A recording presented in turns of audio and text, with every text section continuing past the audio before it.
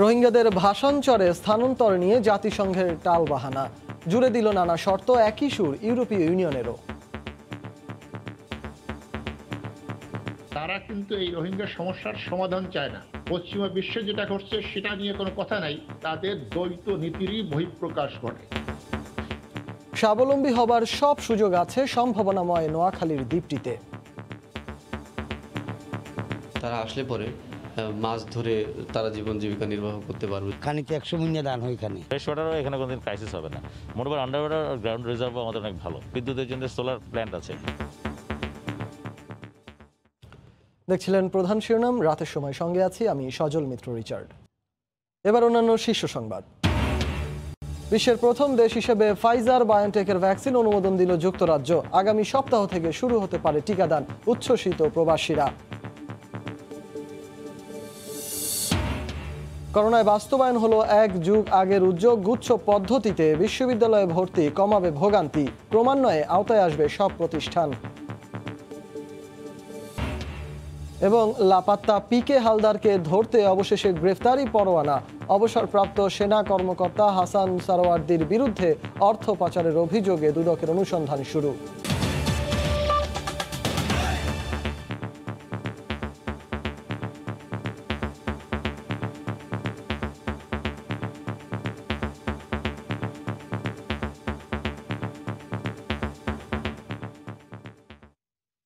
চলতি সপ্তাহে ভাষান্তরে শুরু হতে যাওয়া রোহিঙ্গা প্রত্যাবাসন নিয়ে এবার নানা টালবাহানা শুরু করেছে জাতিসংঘ। তাদের দাবি, এ বিষয়ে তাদের কাছে পর্যাপ্ত তথ্য নেই। এমনকি স্থানান্তর প্রক্রিয়া শুরুর ক্ষেত্রে নানা শর্ত জুড়ে দিয়েছে তারা।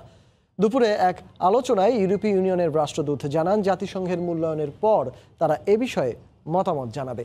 তবে নিরাপত্তা বিশ্লেষকরা বলছেন, জাতিসংঘের এই দৃষ্টিভঙ্গি দুঃখজনক। সব প্রস্তুতি শেষ যখন স্বেচ্ছায় রোহিঙ্গারাও আগ্রহী যেতে, এখন সেখানে আপত্তি জাতিসংঘের। 2017 সাল থেকে বাংলাদেশে আশ্রিত রোহিঙ্গাদের নিজ দেশে ফেরাতে মিয়ানমারের উপর যতটা আন্তর্জাতিক চাপ বাড়ানো দরকার ছিল সেটা তৈরি করতে পারেনি সংস্থাটি। সাময়িক বিকল্প হিসেবে ভাষান্তরে রোহিঙ্গাদের ঠাঁই দেওয়ার সব প্রস্তুতি সেরেছে বাংলাদেশ সরকার। চলতি সপ্তাহে রোহিঙ্গাদের নিয়ে যাওয়ার ঘোষণার পর বুধবার পাঠানো এক বিবৃতিতে জাতিসংঘ জানায়, এই বিষয়ে তাদের অন্তর্ভুক্ত করেনি সরকার, নানা শর্ত জুড়ে দেয় তারা। এদিকে বুধবার দুপুরে রাজধানীর একটি হোটেলে আয়োজিত ডিকেপ টকে ইউরোপীয় ইউনিয়নের রাষ্ট্রদূত জানান, জাতিসংঘের ভূমিকার দিকে তাকিয়ে আছেন তারা। আমরা রোহিঙ্গাদের ভাষান্তরে প্রত্যাবাসন বিষয়ে জাতিসংঘের কারিগরি দল যে রিপোর্ট দেবে সেটির দিকে তাকিয়ে আছি। তাদের রিপোর্টের পর আমাদের মতামত জানাবো। তবে এই প্রক্রিয়াটি অবশ্যই নিরাপদ ও স্বেচ্ছায় হতে হবে। বিশ্লেষকদের মতে ভাষান্তর ইস্যুতে জাতিসংঘের ভূমিকা প্রশ্নবিদ্ধ। রোহিঙ্গাদের নিয়ে এই পশ্চিমা বিশ্বের একটা দুর্বিসন্ধি কিন্তু আমরা লক্ষ্য করছি। তারা কিন্তু এই রোহিঙ্গা সমস্যার সমাধান চায় না। পশ্চিমা বিশ্বে যেটা ঘটছে সেটা নিয়ে কোনো কথা নাই। যখনই বাংলাদেশ বা আমাদের এই ধরনের উন্নয়নশীল দেশে এই ধরনের ঘটনা ঘটে, তখন তারা নানা রকম অজুহাত, নানা রকম কথা বলে, যাতে তাদের দ্বৈত নীতিরই বহিঃপ্রকাশ ঘটে। ভাষান্তরে রোহিঙ্গাদের মানবিক সহায়তা দিতে সরকারের পাশাপাশি এর মধ্যেই কাজ শুরু করেছে দেশি বিদেশি 22টি বেসরকারি উন্নয়ন সংস্থা। ইহসান জুয়েল, সময় সংবাদ, ঢাকা। নোয়াখালীর ভাষান্তর একটি পরিকল্পিত আধুনিক বাসযোগ্য জনপদ। জীবিকা নির্বাহ ও টিকে থাকার সব ধরনের সুযোগ সুবিধা আছে ভাষান্তরে। আছে সম্ভাবনাময় আবাদি জমি ও কর্মসংস্থানের সুযোগও। ভাষান্তর ঘুরে এসে নূর জামাল আতিকের ক্যামেরায় শফিকুল আলমের প্রতিবেদন। দীর্ঘদিন ধরে ভাষান্তরে গবাদি পশু পাখি লালন পালন করে টিকে আছে হাজার হাজার মানুষ। চারণভূমি হিসেবে পরিচিত এই জনপদে আশ্রয়প্রার্থী রোহিঙ্গারা চাইলে লালন করতে পারবেন ভেড়া ও মহিষ। শুধু তাই নয়, কবুতরের পাশাপাশি মুরগি ও রাজহাঁস সহ পশু পাখি লালন পালনেও পাবে সুবিধা। 50 টাকার দিন 350 বেড়া হয়েছে, 100 মতন বিক্রি করছি। আমরা কবুতর পালন করি, তারপরে বাজারে বিক্রি করে, এখানে বিক্রি করে টাকা পয়সা পাই। আলহামদুলিল্লাহ, কোনো অসুবিধা নাই। ছাগল পালেন, মোষ পালেন বা বেড়া গরু যাই পালেন। ভাষান্তরের বায়ু, মাটি ও পানি বসবাসের উপযোগী। একদিকে পশুপালনের জন্য রয়েছে চারণভূমি, অন্যদিকে রয়েছে সম্ভাবনাময় ফসলি জমি। ধানের জমিতে করতে পারবে চাষাবাদ, সুযোগ আছে পুকুর ও লেকে মাছ চাষ করারও। খানিতে 100 মিনিট দান হয় এখানে। ভালোই হয়, 700-800 টাকা ইনকাম হয় আমাদের। 1 লাখ রোহিঙ্গার 3 মাসের খাবার মজুতে রয়েছে গুদাম। কর্মসংস্থান সহ অর্থনৈতিকভাবে স্বাবলম্বী হতে পারবে রোহিঙ্গারা। ফ্রেশ ওয়াটারও এখানে কোনোদিন ক্রাইসিস হবে না। মোটবার আন্ডার ওয়াটার আর গ্রাউন্ড রিজার্ভও আমাদের অনেক ভালো। সো এখানে আপনার জীবন ধারণের জন্য বিদ্যুতের জন্য সোলার প্ল্যান্ট আছে। তারা আসলে পরে মাছ ধরে তারা জীবন জীবিকা নির্বাহ করতে পারবে যদি তারা একটা পর্যায়ে শিখতে পারে। এরপরে এখানে যে ল্যান্ড পড়ে আছে চারিদিকে প্রচুর পরিমাণে, এইটা ব্যবহার করেও দৈনন্দিন জীবনে তারা অনেকটাই লাভবান হবে। বঙ্গোপসাগরের বুকে ভাসানচর 13,000 একর আয়তনের, যার মধ্যে 6,500 একর ব্যবহার যোগ্য। শফিকুল আলম, সময় সংবাদ, ভাসানচর, নোয়াখালী। বদলে গেছে মেড ইন জিঞ্জিরার মানে। বুড়িগঙ্গার ওই পারে এখন তৈরি হচ্ছে আস্ত জাহাজ।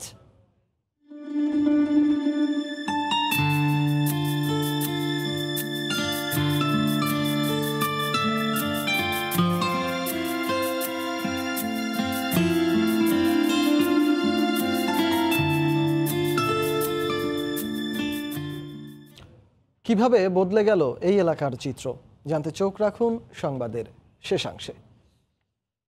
বিশ্বের প্রথম দেশ হিসেবে ফাইজার ও বায়োনটেকের করোনা ভ্যাকসিনের অনুমোদন দিল যুক্তরাজ্য। আগামী সপ্তাহ থেকেই 95% সুরক্ষা দিতে সক্ষম এই ভ্যাকসিনের প্রয়োগ শুরু করার আশা ব্রিটেনের। করোনার লাগাম টেনে ধরতে অবশেষে আশার আলো হয়ে এলো মার্কিন ওষুধ উৎপাদনকারী প্রতিষ্ঠান ফাইজার ও জার্মানির বায়োএনটেক। বিশ্বের প্রথম দেশ হিসেবে ফাইজার বায়োএনটেক উদ্ভাবিত করোনা ভ্যাকসিনের অনুমোদন দিয়েছে যুক্তরাজ্য। নিয়ন্ত্রক সংস্থা জানিয়েছে করোনা থেকে 95% পর্যন্ত সুরক্ষা দিতে সক্ষম এই ভ্যাকসিন। ফাইজার ও বায়োএনটেকের প্রতিষেধকটি তাই নিরাপদে ব্যবহার করা যাবে বলেও জানিয়েছে ব্রিটেন। ব্রিটিশদের ভ্যাকসিন দিতে এরই মধ্যে সব ধরনের প্রস্তুতি নিতে শুরু করেছে কর্তৃপক্ষ। 4 কোটি ডোজ কিনতে চুক্তি করেছে ব্রিটেন, যা 2 কোটি মানুষের জন্য পর্যাপ্ত। আগামী সপ্তাহের মধ্যেই টিকাদান কার্যক্রম শুরু করার আশা ব্রিটিশ স্বাস্থ্যমন্ত্রীর। BNT162B2 নামের এই ভ্যাকসিনটি সংরক্ষণ করতে হবে -70°C তাপমাত্রায়। RNA টাইপের এই ভ্যাকসিনের দাম পড়বে $20। খুব কম সময়ের মধ্যেই বাজারে আসতে যাচ্ছে প্রতিষেধকটি। সাধারণত একটি ভ্যাকসিন সরবরাহে 1 দশকের বেশি সময় লাগলেও মাত্র 10 মাসে সব প্রক্রিয়া সম্পন্ন করল ফাইজার ও বায়োএনটেক। যুক্তরাজ্যের পর এবার যুক্তরাষ্ট্রের অনুমোদনের অপেক্ষায় রয়েছে ভ্যাকসিনটি। ওমর ইনান, সময় সংবাদ। এদিকে করোনার ভ্যাকসিন অনুমোদন দেয়ায় উচ্ছ্বসিত ব্রিটেনবাসী। একই সঙ্গে প্রবাসী বাংলাদেশিরাও আশা করছেন এই ভ্যাকসিনে মুক্তি মিলবে মহামারী থেকে। লন্ডন থেকে বিস্তারিত শোয়েব কবিরের রিপোর্টে। ভ্যাকসিনের অনুমোদন দেওয়ার পরে সামনে আসে কবে পাবে ব্রিটেনের সাধারণ মানুষ। দেশটির স্বাস্থ্যমন্ত্রী এরই মধ্যে জানিয়েছেন আগামী কয়েকদিনের মধ্যে সবচেয়ে বেশি ঝুঁকিতে থাকাদের উপর টিকার প্রয়োগ শুরু হবে। প্রথম দফায় ব্রিটেনের স্বাস্থ্য বিভাগের কর্মীদের মাঝে এই ভ্যাকসিন প্রয়োগ করা হতে পারে বলে জানালেন বাংলাদেশি চিকিৎসক। ব্রিটেনের রেগুলেটরি বডি কিন্তু ভেরি সফিস্টিকেটেড প্রতিষ্ঠান। তারা সবকিছু এনশিওর হয়ে যদি দেখে যে 100% এনশিওর না হচ্ছে, তিল না হওয়া পর্যন্ত তারা কোনো জিনিস অ্যাপ্রুভাল দেয় না। ভ্যাকসিন অনুমোদনের খবর ছড়িয়ে পড়ায় স্বস্তিতে প্রবাসী বাংলাদেশিরা সহ পুরো ব্রিটেনবাসী। আমরা খুশি ভ্যাকসিন আসছে, যেমন সবাই যাতে ভ্যাকসিন পায়, সবাই যাতে ভ্যাকসিন দিতে পারে। আলহামদুলিল্লাহ আমরা অনেক হ্যাপি যে ভ্যাকসিন একটা বাইর হয়েছে, বা আমাদের যে এখন রোগের যে নিরাময় হওয়ার সম্ভাবনা আমরা হয়তো বা দেখতেছি। আমরা আসলে শঙ্কা ছিলাম যে কবে ভ্যাকসিনটা দেওয়া আরম্ভ হবে জনগণের মাধ্যমে, জনগণের মধ্যে। আমরা কবে নাগাদ এই ভ্যাকসিনটা পাবো, সবার মুখে হাসি উঠবে। টিকার প্রয়োগ শুরু হলেও করোনা ভাইরাসের বিস্তার ঠেকাতে স্বাস্থ্য সতর্কতার নিয়ম কানুন কড়াকড়িভাবে মেনে চলতে হবে বলে মনে করছেন বিশেষজ্ঞরা। করোনা ভাইরাসের ভয়াল থাবা থেকে বাঁচাতে ব্রিটেন সরকার অবশেষে অনুমোদন করল ফাইজার ও বায়োনটেকের ভ্যাকসিনটিকে। এর ফলে অনেকটাই স্বস্তি মিলেছে ব্রিটেনবাসীর। তবে এখন দেখার বিষয় বাস্তবে এই ভ্যাকসিনটি কতটুকু কার্যকর হচ্ছে। শোয়েব কবির, সময় সংবাদ, লন্ডন। ব্রিটেন করোনার ভ্যাকসিন অনুমোদন দেওয়ার কয়েক ঘন্টার মধ্যে রাশিয়া আগামী সপ্তাহে টিকাদান কর্মসূচি শুরু করার ঘোষণা দিয়েছে। বুধবার এক বিবৃতিতে ক্রেমলিন জানায় আগামী সপ্তাহেই মানবদেহে টিকার প্রয়োগ শুরু করতে বলেছেন প্রেসিডেন্ট ভ্লাদিমির পুতিন। আরও জানানো হয়, আগামী কয়েকদিনের মধ্যেই স্পুটনিক 5 ভ্যাকসিনের অন্তত 20 লাখ ডোজ উৎপাদন করা হবে। শুরুতেই স্বাস্থ্যকর্মী ও শিক্ষকদের এই টিকা দেয়া হবে। এছাড়াও দেশটির সব নাগরিক বিনামূল্যে এই ভ্যাকসিন পাবে বলে উল্লেখ করা হয়। রাশিয়ার গামেলিয়া ইনস্টিটিউটের উদ্ভাবিত স্পুটনিক 5 ভ্যাকসিনের প্রতি 2 ডোজে কার্যকারিতা পাওয়া গেছে 92%। এদিকে বাংলাদেশ সরকার সরাসরি উৎপাদকের কাছ থেকে কোভিড-19 ভ্যাকসিন কিনবে। এর জন্য কোনো দরপত্র আহ্বান করা হবে না। দুপুরে অর্থনৈতিক বিষয় সংক্রান্ত মন্ত্রিসভা কমিটিতে এই সংক্রান্ত নীতিগত অনুমোদন দেয়া হয়।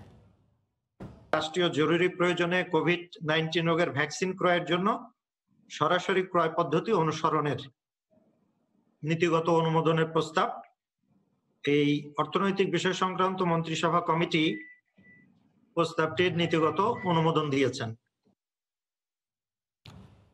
স্বাস্থ্য অধিদপ্তর জানিয়েছে, আজ দুপুর পর্যন্ত সবশেষ 24 ঘন্টায় করোনায় মারা গেছেন 38 জন। এ নিয়ে দেশে মৃতের সংখ্যা বেড়ে দাঁড়ালো 6,713 জনে। শনাক্ত হয়েছেন 2,198 জন। গত 24 ঘন্টায় কোভিড-19 নমুনা পরীক্ষা করা হয়েছে 15,972 জনের। এ পর্যন্ত মোট নমুনা পরীক্ষা হয়েছে 28,04,174 জনের। 24 ঘন্টায় নতুন শনাক্ত হয়েছেন 2,198 জন। এ নিয়ে দেশে মোট শনাক্তের সংখ্যা 4,69,423 জন। 24 ঘন্টায় মারা গেছেন 38 জন। এ পর্যন্ত করোনায় আক্রান্ত হয়ে মারা গেলেন 6,173 জন। করোনা থেকে 24 ঘন্টায় সুস্থ হয়েছেন 2,562 জন। এ পর্যন্ত সুস্থ হয়েছেন 3,85,786 জন। করোনায় বাস্তবায়ন হলো এক যুগ আগের উদ্যোগের। দেশের 18টি পাবলিক বিশ্ববিদ্যালয়ে এবছর ভর্তি পরীক্ষা গুচ্ছ পদ্ধতিতে নেয়ার সিদ্ধান্তে শিক্ষার্থীদের ভোগান্তি কমবে বলে মনে করে বিশ্ববিদ্যালয় মঞ্জুরি কমিশন। একে একে বিশেষায়িত শিক্ষা প্রতিষ্ঠানগুলো এ পদ্ধতির আওতায় আসবে বলে আশা তাদের। বিস্তারিত জানাচ্ছেন ফেরদৌস লিপি। 2008 সাল থেকে গুচ্ছ পদ্ধতিতে পরীক্ষা নেয়ার উদ্যোগের কথা থাকলেও এক যুগ পরে করোনার কারণে এবার সেই সিদ্ধান্ত বাস্তবায়ন হতে যাচ্ছে। বিশ্ববিদ্যালয় মঞ্জুরি কমিশন বলছে, দেশের 18টি বিশ্ববিদ্যালয়ে একযোগে অনুষ্ঠিত হবে পরীক্ষা। এই গুচ্ছের আওতায় 3টি পরীক্ষা নেবে। একটি পরীক্ষা নেবে বিজ্ঞানের ছাত্রদের জন্য, আরেকটি পরীক্ষা নেবে বাণিজ্যের ছাত্রদের জন্য, আরেকটি পরীক্ষা নেবে কলার মানবিক ছাত্রদের জন্য। সাধারণ এবং বিজ্ঞান ও প্রযুক্তি বিশ্ববিদ্যালয় সহ 18টি প্রতিষ্ঠান গুচ্ছ পদ্ধতির আওতায় থাকবে। এছাড়া বিশেষায়িত কৃষি ও প্রকৌশল বিদ্যার বিশ্ববিদ্যালয়গুলো এর আওতায় চলে আসার আশা করছে কমিশন। বিশ্ববিদ্যালয়ের সংখ্যা বেশি হওয়ার কারণে সময় খুব সংক্ষেপ থাকে এবং দ্রুত এক জায়গা থেকে আরেক জায়গায় যেতে হয়, তাহলে তাদের আর্থিক সংকটে তৈরি হয়, তারপর নিরাপত্তা বিঘ্নিত হয়। এমন পদ্ধতিতে শিক্ষার্থীরা মানবিক, বিজ্ঞান ও বাণিজ্য শাখায় পরীক্ষা দেওয়ার পর জাতীয় স্কোরের ভিত্তিতে পছন্দের ক্যাম্পাস পাবে বলে জানালেন গুচ্ছের আওতায় থাকা বরিশাল বিশ্ববিদ্যালয়ের উপাচার্য। গুচ্ছ প্রক্রিয়ার মধ্য দিয়ে ভর্তি প্রক্রিয়া সম্পন্ন করলে আমরা সর্বোচ্চ সেরা শিক্ষার্থী থেকেই আমরা পাবো। এদিকে বুয়েটের নেতৃত্বে কুয়েট, রুয়েট, চুয়েটকে নিয়েও গুচ্ছ হবে বলে জানালেন এই শিক্ষক। একাডেমিক কাউন্সিলের যে সিদ্ধান্ত হয়েছে যে বুয়েটের নেতৃত্বে অন্যান্য যে 4টি প্রকৌশল বিশ্ববিদ্যালয় আছে সেই 4টি প্রকৌশল বিশ্ববিদ্যালয়ের ভর্তি পরীক্ষা একত্রে নেওয়া সম্ভব। গেল শিক্ষাবর্ষে দেশের 60টি কৃষি বিশ্ববিদ্যালয় গুচ্ছ পদ্ধতিতে পরীক্ষা নিলেও সব বিশ্ববিদ্যালয়ে এই পদ্ধতি বাস্তবায়নে স্বচ্ছতায় নতুন ধারা তৈরি হবে বলে মত শিক্ষাবিদদের। ফেরদৌস লিপি, সময় সংবাদ, ঢাকা। অর্থ পাচারকারীদের তালিকা হাইকোর্টে দিতে চায় না দেশের আর্থিক গোয়েন্দা সংস্থা BFIU। অ্যাটর্নি জেনারেল কার্যালয়ে জমা দেয়া এক প্রতিবেদনে সংস্থাটি জানায়, সামগ্রিক তালিকা দিলে আন্তর্জাতিক শর্ত লঙ্ঘিত হবে। এদিকে আবেদনের 2.5 মাস পর আলোচিত PK হালদারের বিরুদ্ধে গ্রেফতারি পরোয়ানা জারি করেছেন আদালত। ইন্টারপোলের চাহিদার পরিপ্রেক্ষিতে পরোয়ানা জারির এ আবেদন করে দুদক। কানাডার বেগমপাড়া, সিঙ্গাপুর, মালয়েশিয়ায় কারা অর্থ পাচার করেছেন তাদের নাম জানতে চায় সবাই। এরই মধ্যে দেশের সম্পদ বিদেশে পাচারকারীদের জাতীয় বেঈমান আখ্যা দিয়ে তাদের তালিকা চেয়েছেন দেশের উচ্চ আদালত। 17 ডিসেম্বর তালিকা জমা দেওয়ার কথা সংশ্লিষ্টদের।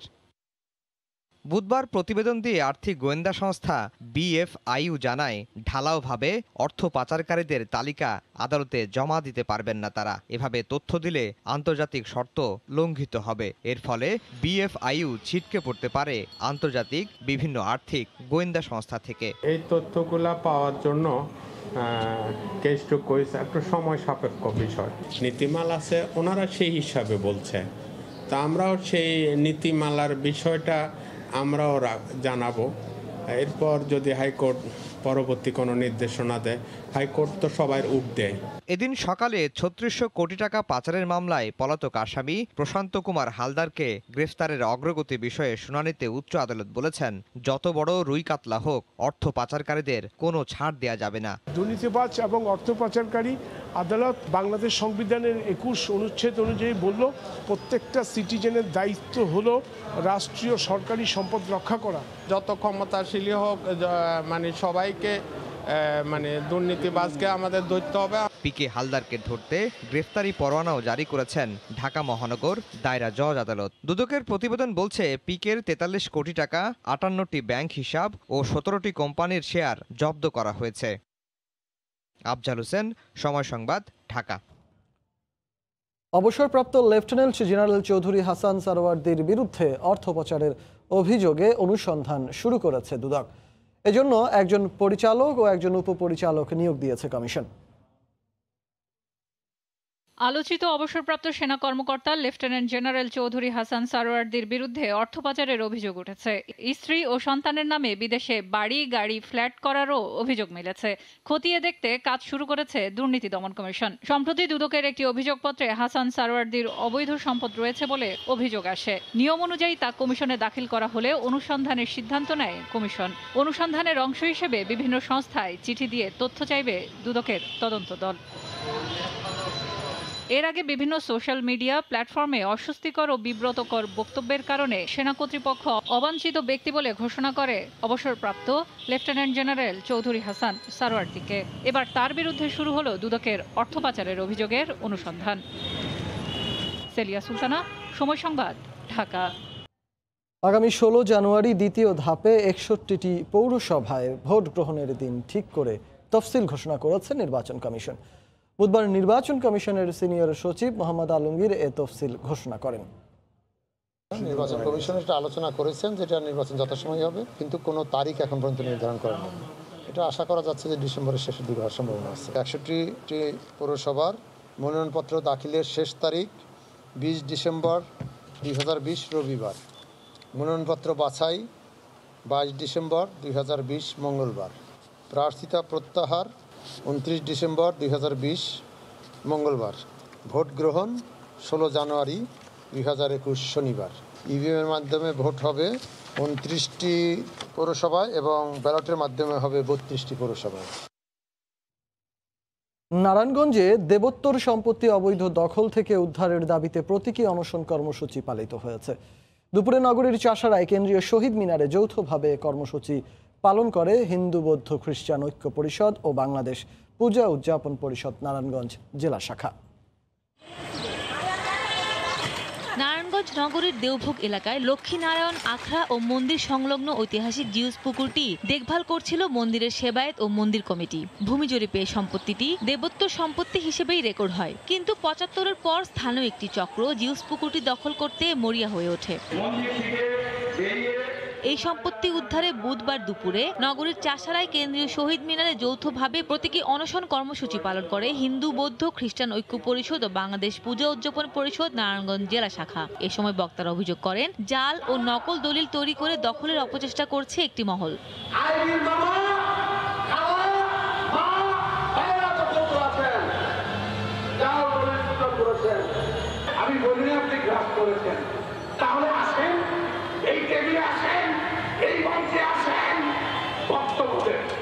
দেবোত্তর সম্পত্তি ক্রয় বিক্রয় যোগ্য নয় এবং কাউকে হস্তান্তর করারও কোনো বিধান আইনে নেই। দ্রুত অবৈধ দখল থেকে উদ্ধার করে মন্দির কর্তৃপক্ষের কাছে বুঝিয়ে দিতে সরকারের কাছে দাবি জানান হিন্দু সম্প্রদায়ের নেতারা। কিন্তু বলছেন যে আপনারা কিনে নিয়েছেন। এই দেবোত্তর সম্পত্তি রক্ষার জন্য 2019 সালের 15 অক্টোবর নারায়ণগঞ্জের আদালতে মামলা দায়ের করে লক্ষ্মীনারায়ণ জিওর আখড়া মন্দির কর্তৃপক্ষ। সময় সংবাদ, নারায়ণগঞ্জ।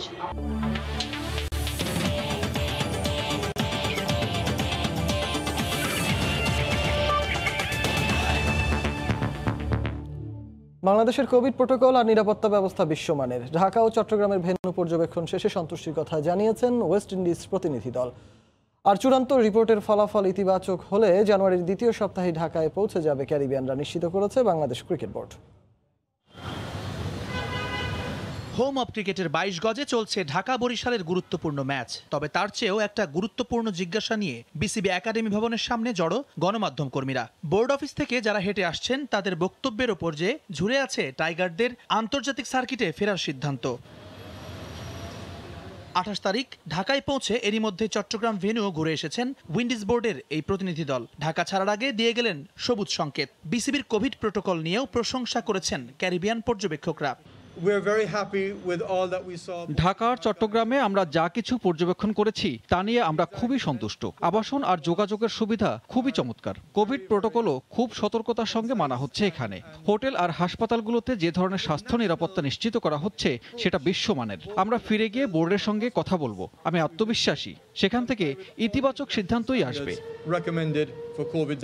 কেবল করোনা সতর্কতা নয়, সাধারণ নিরাপত্তা নিয়েও দারুণ খুশি তারা। বাংলাদেশে আমি আগেও এসেছি। এখানকার নিরাপত্তা ব্যবস্থা খুবই সন্তোষজনক। Airport, hotel, practice venue, match venue আর হাসপাতাল সবখানে পর্যাপ্ত নিরাপত্তা কর্মী আছে। আশা করি এই সিরিজ দিয়ে কোনো সমস্যা হবে না। বাংলাদেশে এসে নিয়ম মেনে 7 দিনের কোয়ারেন্টিনে থাকবে সফরকারীরা। তবে 3 দিন পর কোভিড টেস্টে নেগেটিভ আসলে নিজেদের মাঠের অনুশীলনে নেমে পড়বে ওয়েস্ট ইন্ডিজ দল। জুম্মান সাদিক, জ্যাভলিন, সময় সংবাদ, ঢাকা। বদলে গেছে মেড ইন জিঞ্জিরার মানে। ছোট বড় মেরামত থেকে আস্ত জাহাজ নির্মাণ সবই হচ্ছে বুড়িগঙ্গার ওই পারে। আবার এসব জাহাজের 25% যন্ত্রাংশের যোগানো আসছে এখান থেকেই। তবে সরকারি পৃষ্ঠপোষকতার অভাবে কাঙ্ক্ষিত লক্ষ্যে পৌঁছাতে পারছে না তারা। যদিও শিল্প মন্ত্রণালয় বলছে এসব শিল্পকে এক করে নিতে কাজ করছেন তারা। বিস্তারিত রাশেদ লিমনের রিপোর্টে। একটা সময় ছিল নকল পণ্যের সমর্থক হিসেবে ব্যবহার হতো মেড ইন জিঞ্জিরা। কালের বিবর্তনে এখানে একে একে ক্ষুদ্র মাঝারি থেকে গড়ে উঠেছে জাহাজ নির্মাণের মতো ভারী শিল্প। তাই এখানে এখন যে শিল্প সাম্রাজ্য গড়ে উঠেছে তাতে খুব সহজেই গর্ব করে বলার সময় এসেছে, সময়টা এখন মেড ইন জিঞ্জিরা। নদীর এই পাশে সারাদিন কানে বাজে এমন টুকটাক শব্দ। দিনে দিনে বুড়িগঙ্গার পার ঘেঁষে প্রায় 150 এমন ডকইয়ার্ড গড়ে উঠেছে। একটা সময়ে ছোটখাটো মেরামতের কাজ করলেও এখন যাত্রীবাহী আর পণ্যবাহী জাহাজের সকল মেরামতি হয় এই এলাকায়। চট্টগ্রাম থেকে আসা ইস্পাতের পাত, হাতুড়ি বাটালি আর ওয়েল্ডিংয়ের মাধ্যমেই সনাতনী কায়দায় চলে দিনরাত কাজ। শুধু কি মেরামত, আস্ত জাহাজও তৈরি করে ফেলেছেন এখানকার শ্রমিকরা। আমরা অলরেডি মনে করেন এইটা যা আছে বানাইতে সবই পারি। নতুন বানাই, পুরান করি, রিফাইন করি। আবার পাশেই এই জাহাজ নির্মাণকে ঘিরে গড়ে উঠেছে মাঝারি শিল্প।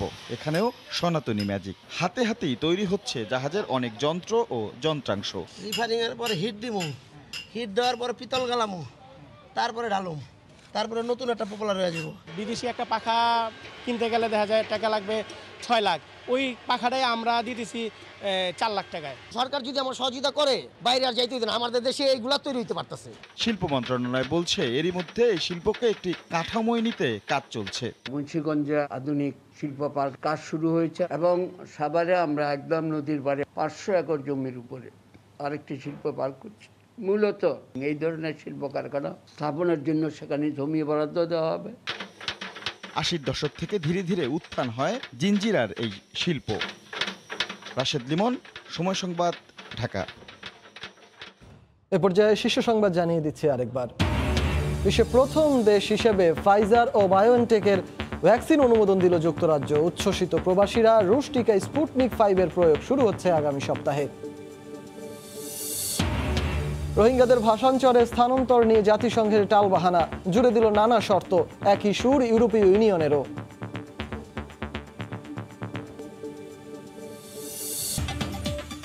এই ছিল রাতের সময়ে, আর সঙ্গে থাকুন সময়ের।